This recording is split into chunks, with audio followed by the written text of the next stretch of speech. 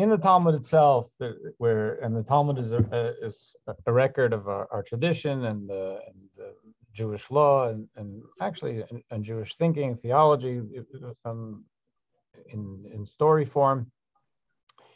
But the idea of straight up mysticism, of understanding directly, approaching the mystical element of the Torah, understanding godliness to the extent we can, and the godliness within the world and within us and our souls, that's something that the Talmud says was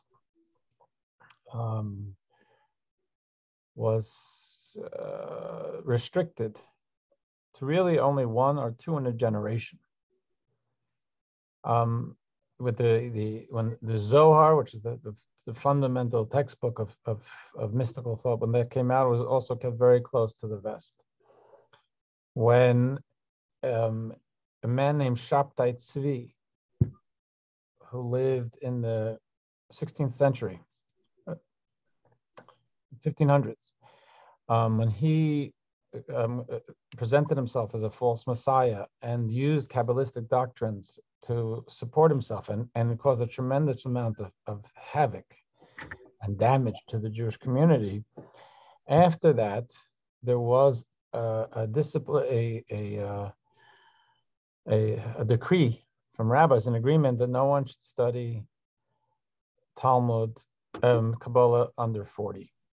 Even before that, in more metaphoric language, Maimonides had written that because the idea of the way the Talmud describes mystical, and I think we had it once in one of our Sunday classes, at least mentioned the Talmudic framing of Kabbalah. The term Kabbalah doesn't show up in Talmud, but it talks about the idea of people strolling in the orchard.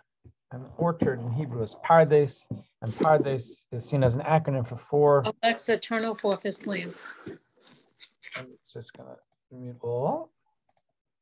And that's the pardes is four different letters, alluding to four different levels of being able to approach and understand Torah, starting from the literal text. And the final one is the Samach's Pardes Sod, which means the secrets of the Torah, the mystical. So in the Talmudic expression is strolling in the orchard, meaning the Pardes, meaning engaging Kabbalah. Maimonides writes that it's not fit for someone to stroll in the orchard before they have sufficiently digested bread and meat. And with that, he means Torah, and actually that's also going to be mentioned today in what we discuss, the idea of Torah as a, I'm just trying to make sure that we're all muted. Okay. Which is also a metaphor for studying Torah. So he doesn't say 40. He says that a person has to be stabilized and well-grounded in Torah thinking before they get into the mystical side. Now, later in the 16th century, there was a great rabbi in Tzfat, Rabbi Yitzchak Luria, known as the Ari, and he wrote that it's a mitzvah to spread the idea of Kabbalah. So even though he was very well aware of the dangers and what had happened just a few decades before him with Shabtai Tzvi, he felt that for the collective Jewish soul and for our individual inspiration, Kabbalistic ideas were going to be very helpful and very important. Maybe a longer answer than you anticipated, Gennady, but this is what we do. But the question was also, why was 40 chosen? Is it an arbitrary number? I have an answer in my mind, but probably my answer is totally off the wall. So I was just wondering why specifically 40, not 35, not 50. Because the Talmud mentions that developmentally, in age 40, where the person is better able to achieve mature insight. Gotcha. Talmud goes through it's at age 30, we recognize that we're mortal. Because at 20, we're a little crazy with that stuff. And then 30 there's the idea of the way the Mishnah puts it, it's a more forceful engagement, a tackle of life. At 40, we start to settle in a little bit. That's the language. Yes, Eric. Could it also have been, considering the mortality in the era when this was being originated, that those who have survived to age 40 would be considered to be blessed? I can't say that's not it. That's an interesting thought. I think that it's an interesting thought. I don't know what the mortality rate was at that point, but I hear what you're saying. A lot of it is about, in general, the way it's understood, is about intellectual maturity and the idea of not abusing very subtle ideas, and because we know that has happened. And I guess I would add to this, but I'll work that in. I have a bar mitzvah at 11, but we'll try and work to expand that answer a little bit more later. But did I answer your question to some extent, Gennady? Yeah, I think so. I had a crazy theory, I would assume, from your point of view. Moses lived 120 years, and you told us that he lived in 3 different parts, and each part was 40 years. So I assume that his next 40 was the one that he would consider to be starting the wise part of his life, and that's where the whole idea of studying Kabbalah at 40 came about. But I guess I was right. Was wrong. I think that's also a fair thing to explore. I mean, I don't know. I can't think of anything that would contradict that necessarily. So Torah is wide enough to have a lot of different interpretations. All right. Thank you. Right. So we are going to start to talk today about something in this coming week's Torah portion. There are a few different elements, but we are already, although I don't think we discussed it on Sunday Zooms, the Torah introduced an idea of what we know as manna. So when the Jews come out of Egypt, they are in the desert, they're in the wilderness, and they're obviously very vulnerable, and they're just freed from slavery. And going to the wilderness itself was a statement of great faith in God, because how are they going to survive? And the 40 years that the Jews went in the desert and not only survived but flourished in the desert is, for us, it was a miraculous time. They ate through manna, which fell every morning except for Shabbos morning in front of their tents. They were protected by clouds of glory. There was a pillar of fire. So for 40 years, they had their physical needs taken care of very openly.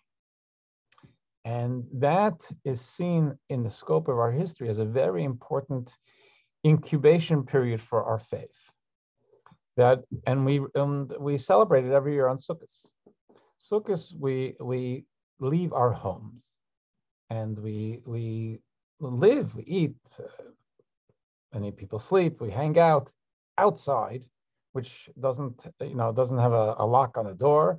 It's more subject to the vagaries of nature, and it's not as safe, depending on your neighborhood, than behind the locked door. And the idea of Sukkot is that we recognize and we state that we know that our security, our livelihood, everything, and our homes, but the home is an image of security. Security is not just with having 4 walls and a roof. That's very important, but we need there's such a thing as food security and insecurity, God forbid, and other types of ideas, clothing. So that we understand that comes from God. Now, in our world, nothing falls in front of our door, and we don't have clouds of glory, and we have to watch our back. And sure, we have blessings in our lives, and we all either ate breakfast or are going to eat breakfast, but that was something. We have some revenue stream from somewhere. We worked, we have a trust fund, whatever it may be, and then we were able to buy food. We're able to support ourselves, and maybe to some extent we wish we could do better with that, but and we'll pray to God about that. But the idea is that the immediate causes, and immediate pipelines of our needs are not coming from God. It's coming from very natural means. And one of the ideas of the manna and the 40 years we're in the desert is to recognize, and Sukkot every year, is to recognize that it's still God feeding us. It's still God protecting us. It's still God giving us what we need. The difference between the desert and post-desert is that it was openly God giving to us in the desert. No one in the desert wondered, is there a God? Because they saw miracles every day. And we feel that it's Wall Street, the economy. There are different things that keep us going, but I'm just gonna make sure there's no background noise. That there are different things that allow us to have what we need, but recognize that ultimately those are just avenues, physical, natural avenues through which God is still feeding us and supporting us. And that's a general Torah idea. In the Hasidic world, it's probably amped up more to say that every day, and many people, in fact, it's found actually in the Code of Jewish Law, advisable to read the Torah portion of the Manna every single day, so that we focus on the idea that no matter all our meetings and the check we're waiting for, or the appointment with a client or a customer, all those things are really important. But those are just ways for God to give us our manna, and the trust and the faith in God supporting us is something that resonates. It's not just a historical fact that we would say, oh, this is what happened historically 3,300 years ago. There's this crazy period of time where the Jews were supported by God through manna. We're supported by God now, and it's not the manna per se, but it's God's gifts through natural means. Now, the Torah mentioned that in the Torah portions which describes how the Jews left Egypt, because it was right away as they got into the desert.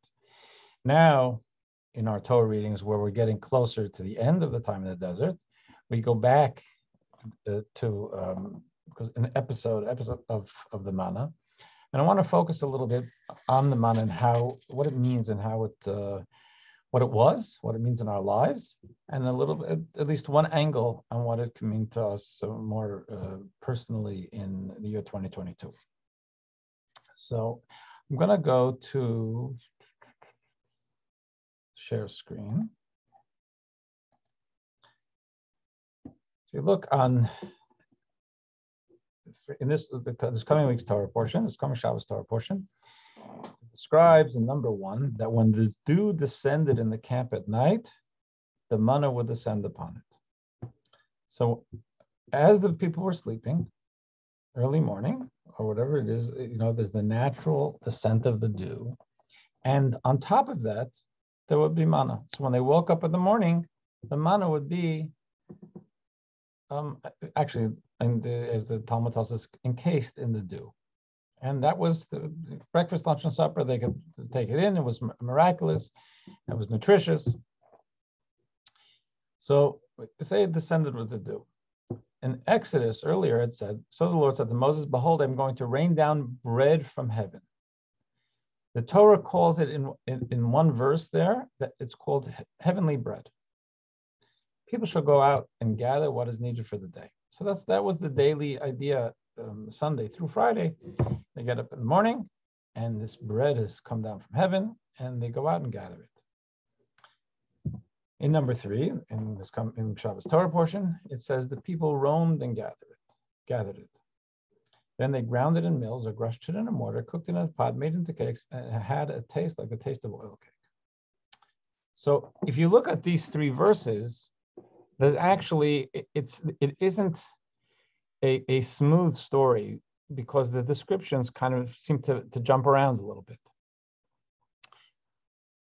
It says that the Lord said to Moses, I'm going to rain down bread from heaven, and people shall go out and gather it. Now, well, first of all, in the first one, it says the manna descended upon it.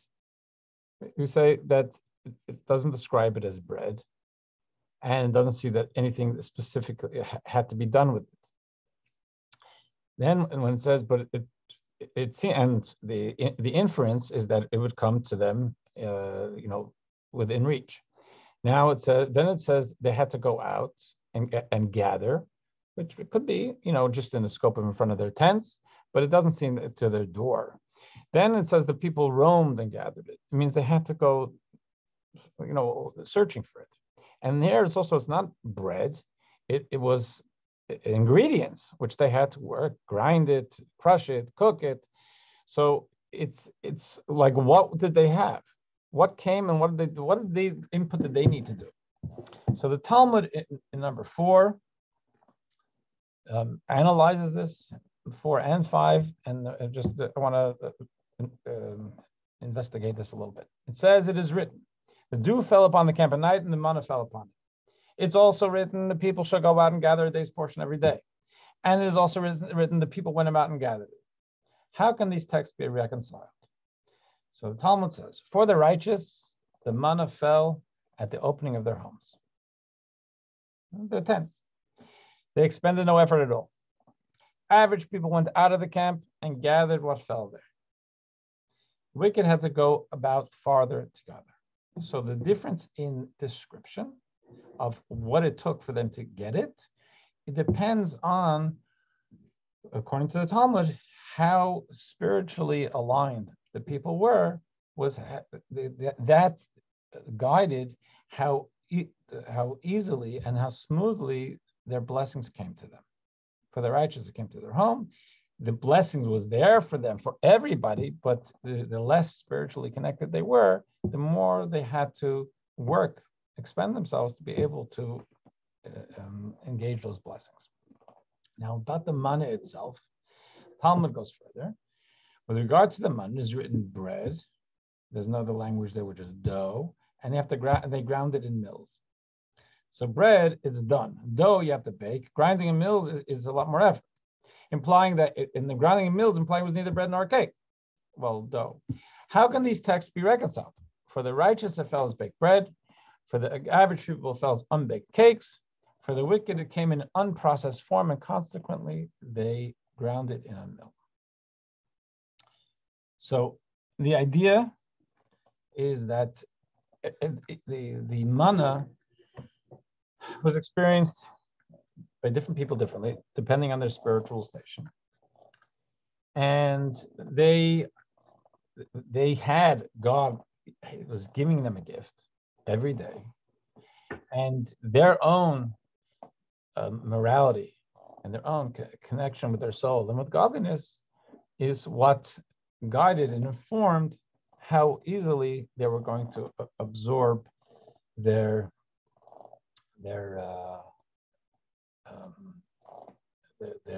blessing.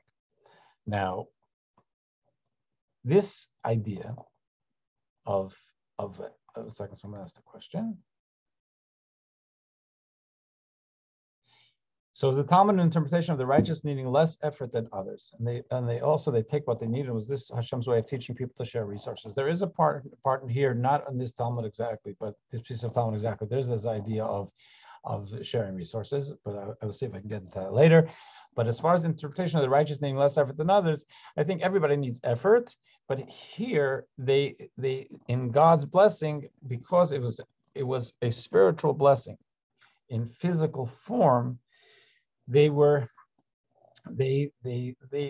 able to more easily connect with the blessing And since for those whose mindset and lives were not attuned to the spiritual, and they saw the world and experienced the world much more through physical and natural lives, they needed to expend more natural effort, because they didn't know how to get their arms around the miracle, around something spiritual. So taking this further, I'm going to go back to the share screen.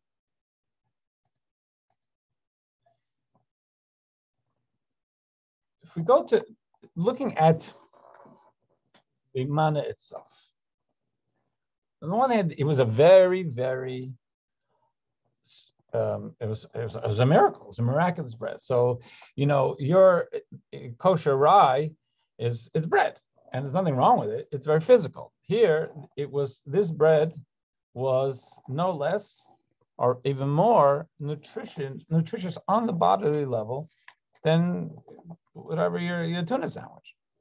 On the other hand, it was heavenly. And to the extent that in an ancient book, the pious in the Sefer Chassidim, he writes on the manna, the Jews would recite the blessing who grants bread from the heavens.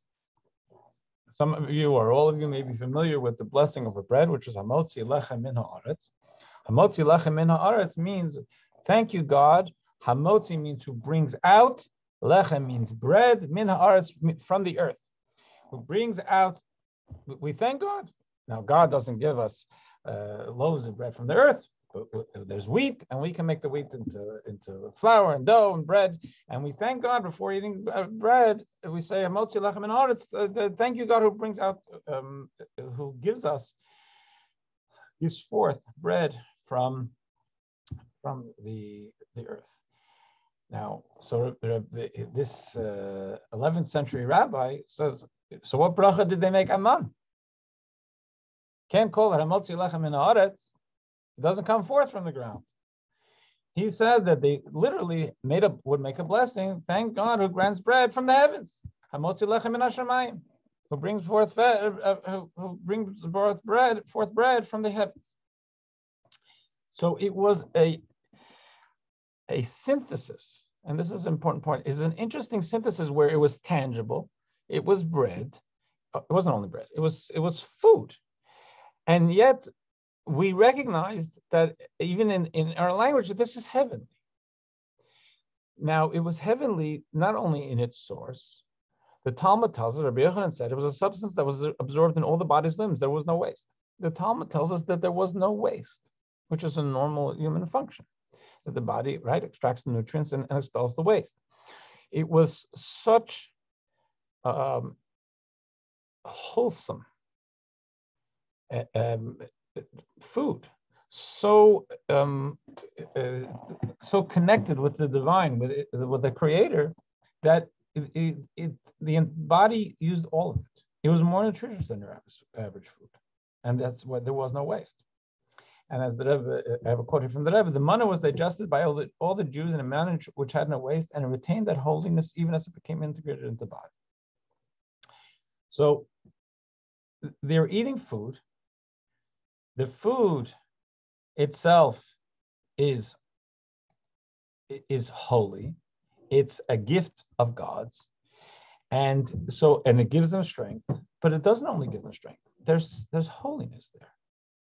And the nature of the food is different. The nature of the food, not saying that necessarily how they felt, that a light bulb went off in their brains, but it was holy food. One of the nutrients was the divinity within it. And the main thing is they saw a difference in their bodies and in their bodily process of the food between the food they were eating, the manna in the desert, and what they ate when they were in Egypt, and what they ate when they got to Israel. That was in the normal human function. This bread, that's not called bread, this manna, this food was so perfectly suited and designed by the divine for us, for our bodies, that it just integrated into the body. And that went for everybody. We said before that the righteous had an easy time with it, intermediate different, and then those who were not righteous even less. But everybody had this. They had holy food. And they lived on that every single day, 3 meals a day. Now, in number 9, we say an interesting thing. That the Medrash tells us the Torah was specifically given to the generation which ate the manna. What the Medrash is saying is that God is God, and God's a good planner.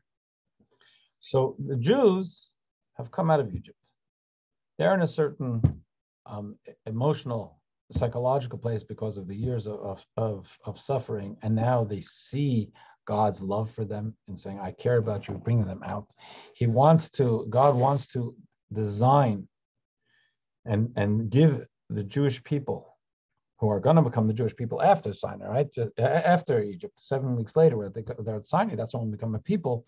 He wants this to be a period of time in the desert that will echo for millennia, because God's not going to give us open miracles all the time. So one of the things that the Medrash says is that the giving of the Torah was specifically for those who received the manna. Why? What does it do with the manna? On one level, it's because they were people who had no doubt about God. They felt cared for by God. I feel cared for by God. I feel like God loves me, takes care of me, but I still got to make my own tuna sandwich. And I still have to make sure I have that I have the money to be able to buy it. And I still worry about my mortgage. I mean, that's just the way it is. I believe that God is blessing me, and I thank God before I have my tuna sandwich. But ultimately, I bought the bread, I made the tuna, and it's my effort. But I want to have the spiritual sensitivity to thank God. They didn't have to go through those steps, and therefore that's one of the reasons the Medrash says. One can speculate that it was specifically for those who the Torah was given to those who had the manna.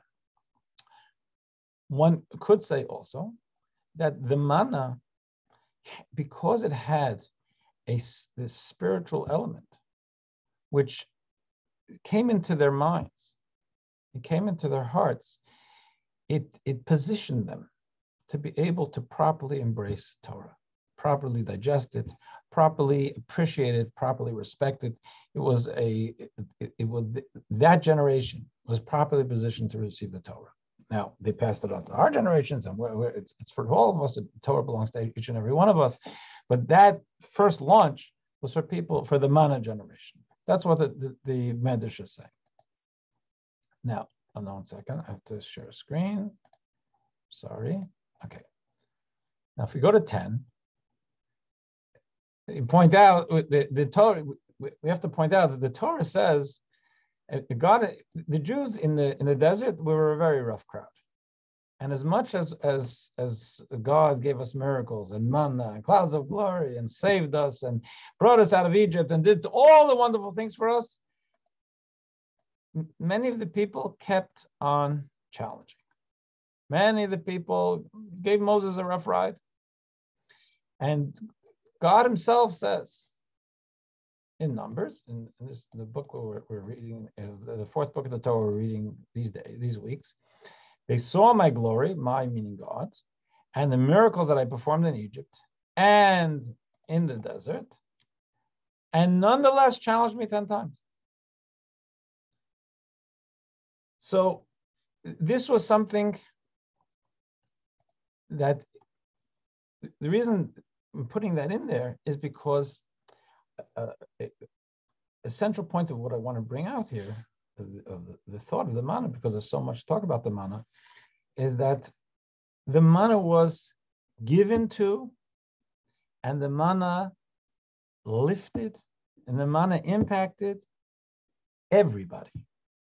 It was not just the righteous who got the manna, and not only the righteous who felt the manna, and not only the righteous who moved on because they were in the spiritual state. They deserved the manna, and they connected with the manna. Those who were not spiritually connected, we said they had it. They had to work a little further to get it. They had it. They needed to cook it and grind it and do those things. Even after they ate it, this is their diet, and still they're rebelling against God. So in other words, there's a piece of them, perhaps even call it a significant piece of them, that's still totally in this rebellious place, not spiritually connected, not surrendered to God, not thinking, okay, what does the God want out of me? What does the world need out of me? It's thinking like, what can I get out of all this? And they're being self-absorbed, despite the manna. And yet, we said that the manna had that nutrient that and went even to them, and they also got the Torah.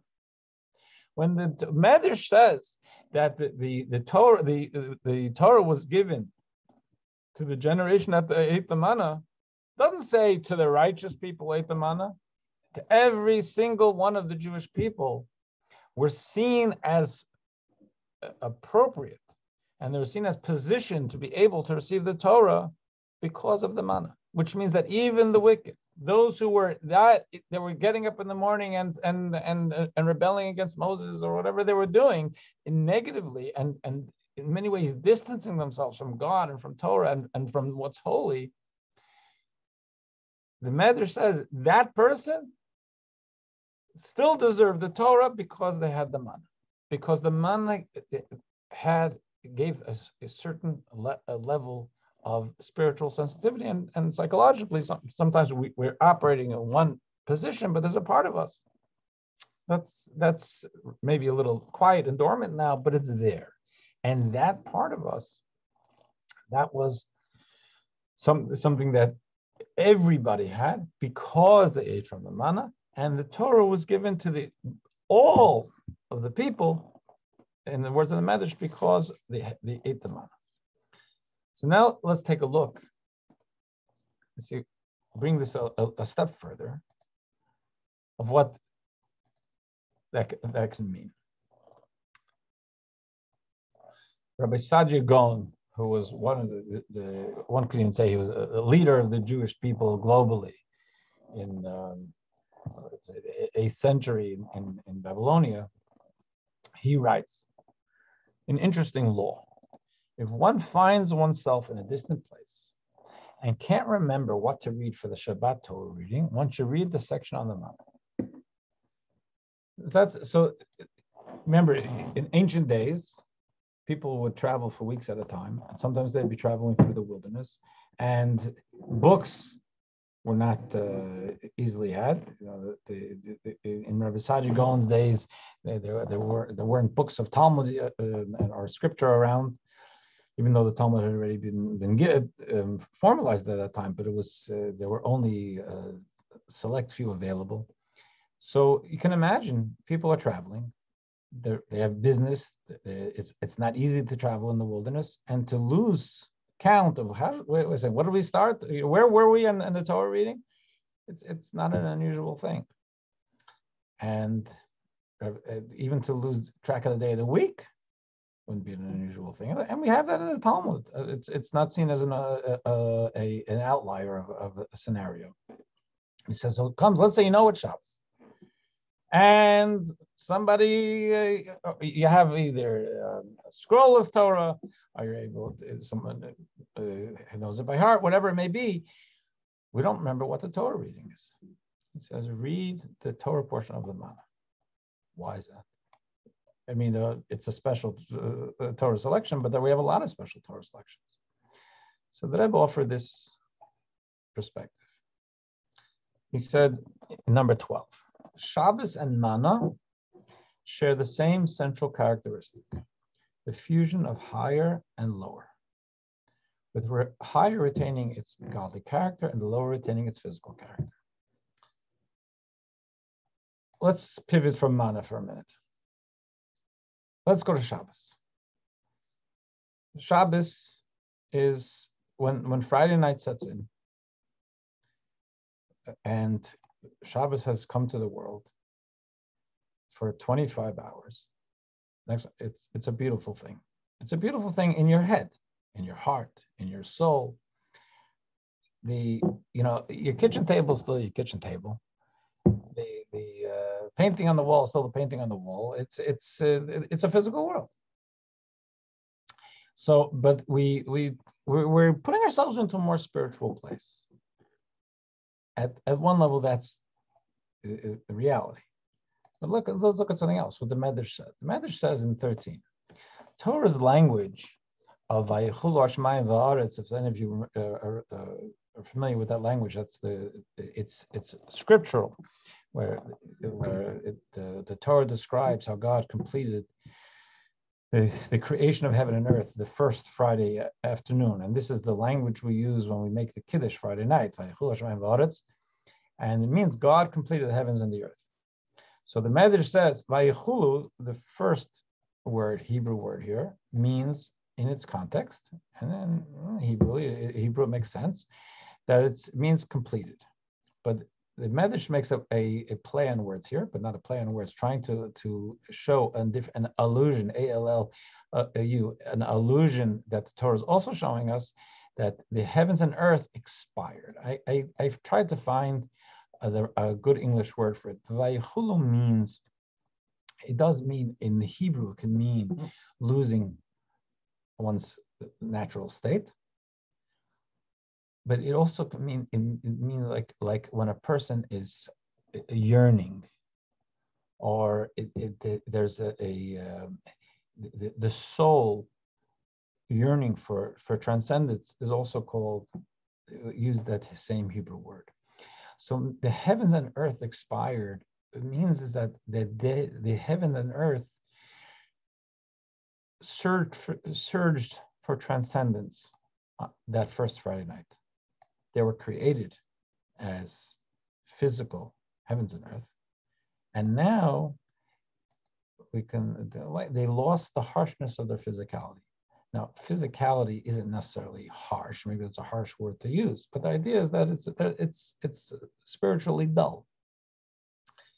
And the earth reality, physical reality, surged to try and lose its shell of insensitivity to spirituality, to be more open to spirituality.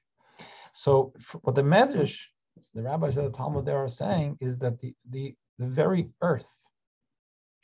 earthliness, the world, took a step up on that first Friday night. The earth, and God obviously allowed it to take a step up, it became less insensitive. It became more in sync with its potential for meaning and spirituality. So even if I look at the physical world and it all looks the same to me, and it does, I should see in my mind's eye that actually the physical world is much more open now to my using it meaningfully, to me finding the meaning in it.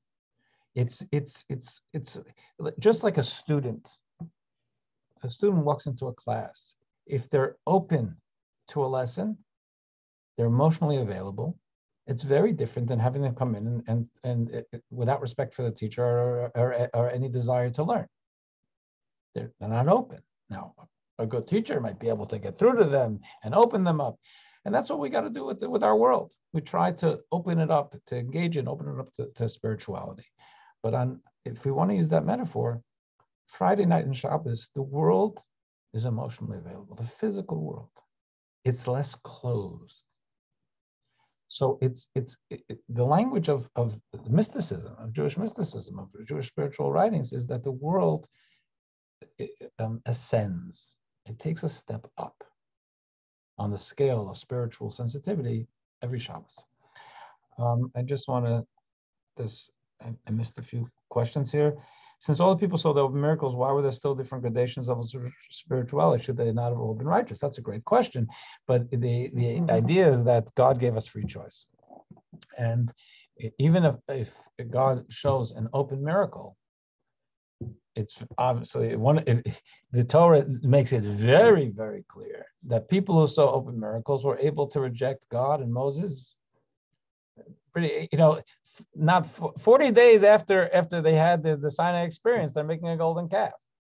It's because there's the human side of us that God wants us to have, so that it's just not that we're not totally blown away, and we no longer have the volition to be able to do, to disconnect, because that's what makes it beautiful that we are connected. What about the heavens? It also stepped up. Good question, Leon. I was actually thinking about clarifying that it does. It doesn't mean heavens as in spiritual. It means, in this sense, it means the clouds, the cosmos, the physical cosmos, because ultimately, the clouds up there are no more spiritual. When you fly in a plane, closer to God than you are down here. It's not a spatial thing.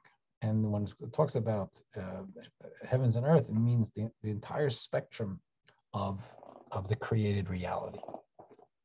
And that, you say, on Shabbos, it takes a step up. But the idea is that we're moving, that there's a Shabbos, there's more of a fusion, an openness, a connectedness between the spiritual and physical elements of life. Because here we say the physical takes a step up. One of the ways we see that in Jewish law is the idea of enjoying ourselves on Shabbos. Now, Torah is not against enjoying life. The Torah is against self-absorption.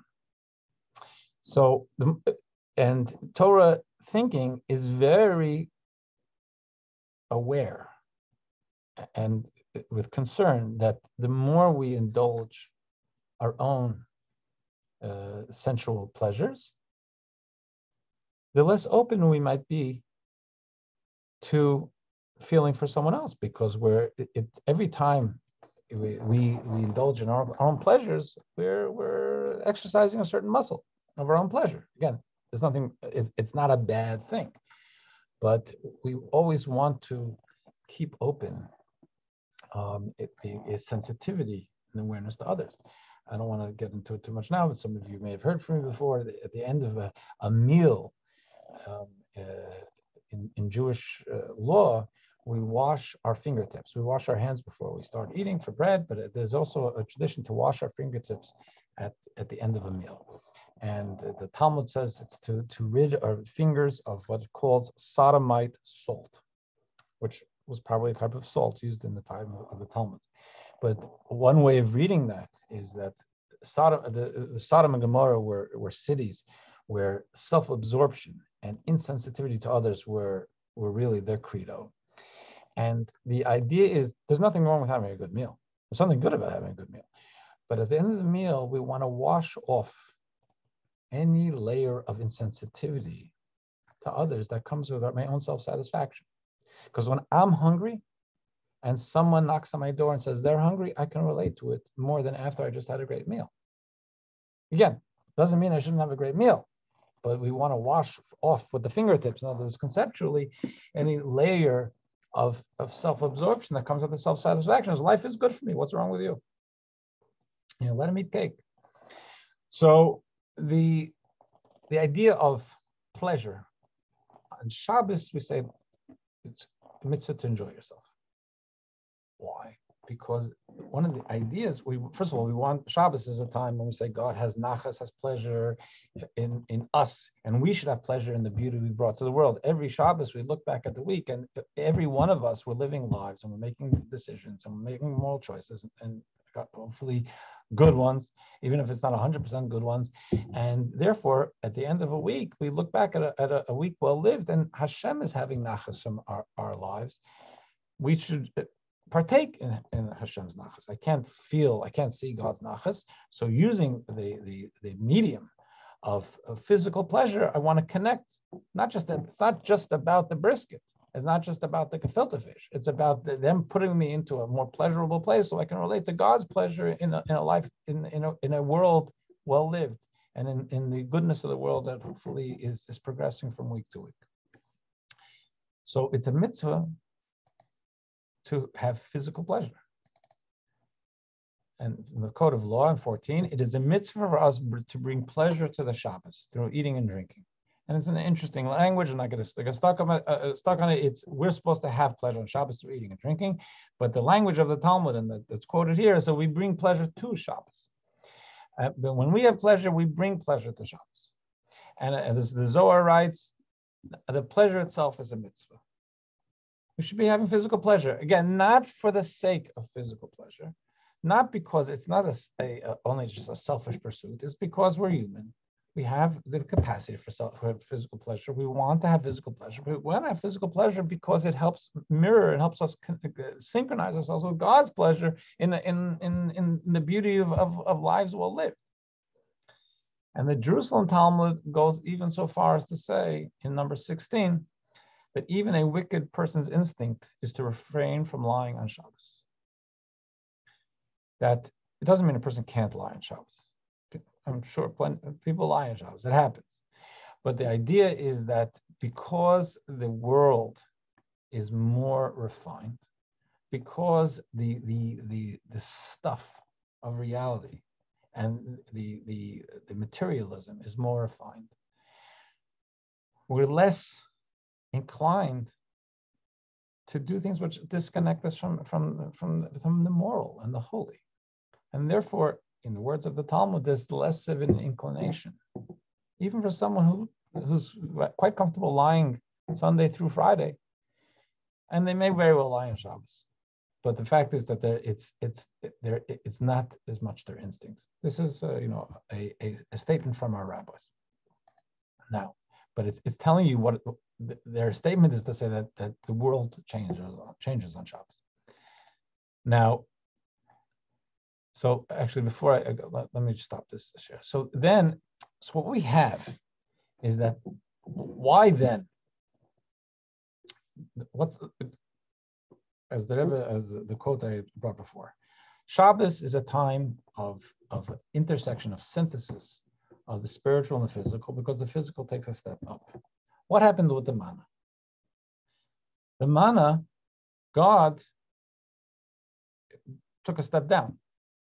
Invested holiness and godliness in physical food, bread from heaven, but it was bread. So the bread was bread, and the holiness was holiness, and they're together. So Shabbos, the challah is challah, and yet we say it's still a Shabbos meal because the physical takes a step up. The manna, it went in the other direction, but it's the same idea of fusion of the spiritual and the physical. So that's why the Rebbe is offering as an opinion as to why Rabbi Saadia Gaon, that the great Babylonian leader, suggested that we read, if we don't know what Torah portion to read this Shabbos, we read the portion of the manna, because the manna is always a Shabbos idea. The manna represents synthesis of the physical and the spiritual. And the Shabbos represents the synthesis of the spiritual and physical. Now, if it's a synthesis of the spiritual and physical, and we said Shabbos, we said before Shabbos that Shabbos, even a wicked or disconnected person is still impacted. That goes for manna too, which you mentioned. That even those generally not leading proper holy lives, they ingested the manna. It made a difference to them, and they got the Torah because of that. They're seen as people who received the Torah because they ingested manna, even though they're not really living lives in sync with the manna, but because it's that section of their lives, and they're not activating the holier section, but it's there. Now, in what I had meant to put here as a footnote, and I'm sorry I forgot, is something I'd mentioned earlier on, and I don't know if everyone was on the call then, but in response to a pre-Zoom question from Gennady, the Torah is referred to as bread. It's metaphorically. It satiates us. It's bread for the soul. The metaphor, I don't think it's a metaphor that needs too much explaining, but it's definitely called bread. In ancient writings, it's even the Talmud finds it scripturally alluded to as bread. So the manna represents Torah also, Torah from heaven. So one of the things that Torah where the Rebbe went with this, and where Chabad thinking goes with this, is that manna represents bread from heaven.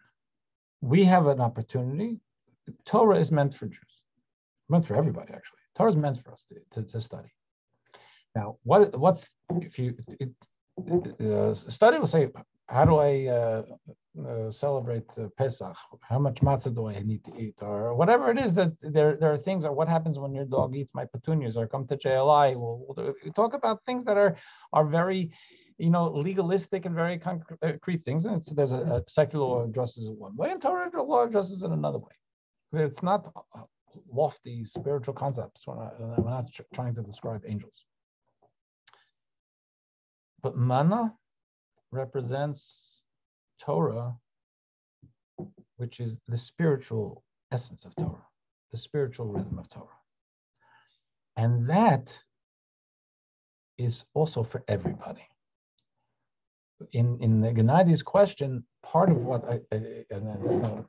I'm not assuming I know what Gennadi had in mind, but the question that people may have is, why would people, if I have a chance to study Torah with someone walks in here this afternoon, or actually I have the bar mitzvah, and I have some Jews who are not synagogue goers, and I have them trapped for 45 minutes, and I can teach them some Torah.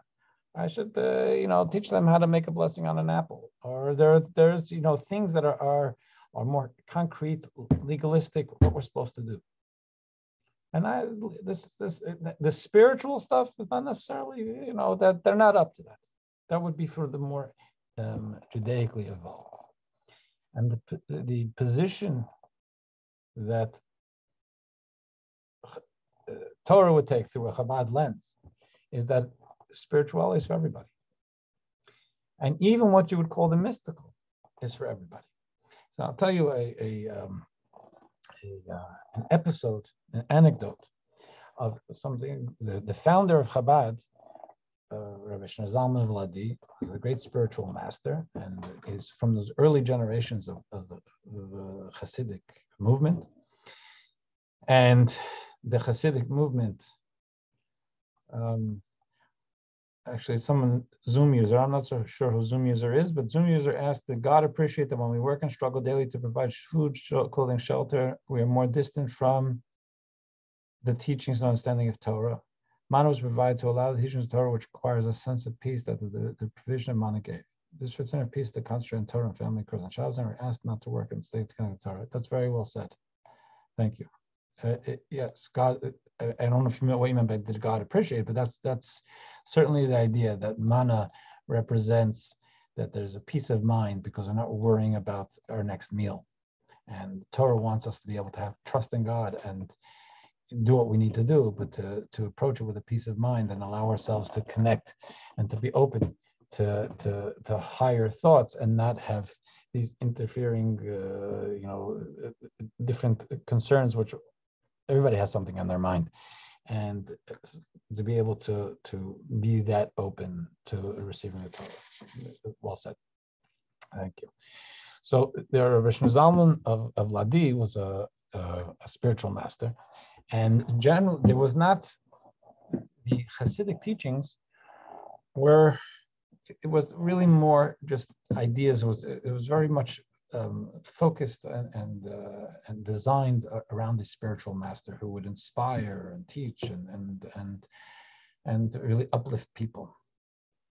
Rabbi Zalman decided to write a book, which is called Tanya, and he put his ideas more into a science, I guess, and that became. He wanted that to go out to people to be able to read. It wasn't that they had to come to him and look him in the eye or be part of it, be swept up in his aura and therefore uplifted, and where he could have more control on the thoughts of who's reading it. He actually published it. And a lot of his contemporaries, who had a lot of respect for him, they vehemently opposed that. They did not think it was a good idea to allow subtle thoughts. It's not Kabbalah per se, but there are Kabbalistic thoughts in Hasidic, a lot of Kabbalistic thoughts in Hasidic thought. And he said to allow that out is not a good idea. So two of his contemporaries who themselves became the progenitors of Hasidic dynasties, they came, as they were told, the story goes, they came to visit him, to talk to him, to please beg him not to do these things and to stop with the publishing of Hasidic thoughts. And as they walked to his house, they saw a paper with Hebrew writing in the mud. And they went over to pick it up and they saw it was a page of his Tanya. It had fallen out of someone's book, ripped, whatever. And to them, this was now going to be Exhibit A. It's such holy ideas and sitting in the mud because whoever had the book didn't have enough concern for it, enough respect for how to deal with it properly. So when they came to him with some sense of righteous indignation, they put that out and they said, look what you're doing. You are debasing the crown of Torah, the Kabbalah, the spiritual, the cosmic secrets of Torah. And he told them a parable. He said that there was once a king who had an only child, crown prince, and that crown prince took ill. It was something, I guess, like lockjaw, where he could not, the doctors were unable to get nutrition into his mouth for him to be able to live, and he was wasting away, and the king spared no expense and brought doctors from everywhere, and no one could help him. Finally, he brought a doctor from far away who came and looked at the child and said, I have a treatment. I'm not sure it will work, but it's the last chance you have. He says, do it. He said, the thing is, I'm going to need to take the diamond, the rare stone that is the centerpiece of your crown. That's what I need. I need to grind it up, make it into a drink, put it into a drink, and see if I can get some drops into his mouth. Most of it's just going to stream down his cheeks and it's going to go to waste. But if I can get a few drops into his mouth, into his system, I may be able to jumpstart his system. And as Rabbi Zalman says, of course, the king said, dude, take my crown. What's my crown? I need my child to be alive. So what Rabbi Zalman told his colleagues was that the collective Jewish people, he says, are in a spiritual swoon. They've been beaten. They had a very hard time. Think about this is in the 1700s. After the Chmielnitsky riots, the horrors of the horrible centuries that the Jews had lived through. So there's the ability for inspiration is so choked. So this is indeed the king's crown. It is the centerpiece of the king's crown. And some of it's going to be wasted. Some of it's not going to work. But if we can get a few drops into the Jewish system, into individual systems, to be able to spark a sense of connectedness and inspiration, is worth everything. Whether they agreed with him or not, I don't know. I do not know. But this was the Chabad perspective. And part of that is also, the last one I brought up, 1 second, I'm sorry. Share screen, that's what I need. Number 18, from the Medrash. There's the Talmudic rabbi said, Rabbi Chia bar Abba, one of the rabbis of the Talmud, said, he's quoting here from, there's a verse, and it says, God is saying, we, in other words, the Jews, they deserted me and did not keep my Torah. And Rabbi Chia bar Abba says, this is God actually saying, if only they deserted me but kept my Torah. Even if they don't remember me, but through Torah, they're not remembering God, but through Torah, they'll always be connected to me. As they busy themselves with it, the illumination within the Torah would have brought them back to goodness. There's an illumination within Torah. There are ideas in Torah, but then there's an illumination. The illumination is not, metaphor, to use that metaphor is not that great because words are poor. What the Hebrew is saying is there's a luminary and there's the light. We look at the sun. We can't really look at the sun. We see the sun's light. We don't see the luminary. It's hard to see the actual planet, the source. We see the light. Torah, there's the light, but there's something you're not seeing. There's the godliness within the light. There's the source of the light. And when we study that, what that Medrash is saying, we study that itself, whether we're conscious of it or not, it brings us back, brings us closer to God. And therefore, this idea for all of us, and you can do it on Chabad.org, there's plenty of places to find spiritual thoughts, and we should study the entire Torah and the laws of what blessings we make on an apple and the laws of how we daven in the morning. There's so many laws and so many things to do and how we be a good neighbor, everything. But the spiritual side of things, to address the soul, is a very important spark to give us inspiration to engage the other things. And that is, that's the luminary within it. And that's the manna. If you want to use, like we said, bread is a metaphor for Torah, that's the heavenly bread. Be able to study something which, yes, studying what happens when your dog eats my petunias according to Jewish law is Torah. It's holy. It's very important.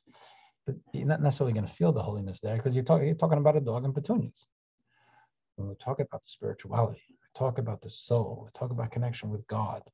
That's something where, it's therapy for the psyche. And it brings us closer to really appreciating the perspective on what the Torah says about what happens when your dog eats my petunias. Anyway, we'll leave it there. Are there any questions? If there are not. Thank you, Rabbi. Okay, be well. Thank you, Rabbi. I just found out that someone had a baby, so I don't know if there's going to be a bris next Sunday or not. So pay attention to the emails. I don't know yet about next week. Okay. Thank you, Thank you, Mendy. Mazel tov to them. Dayenu to us all. Thank you. Yes.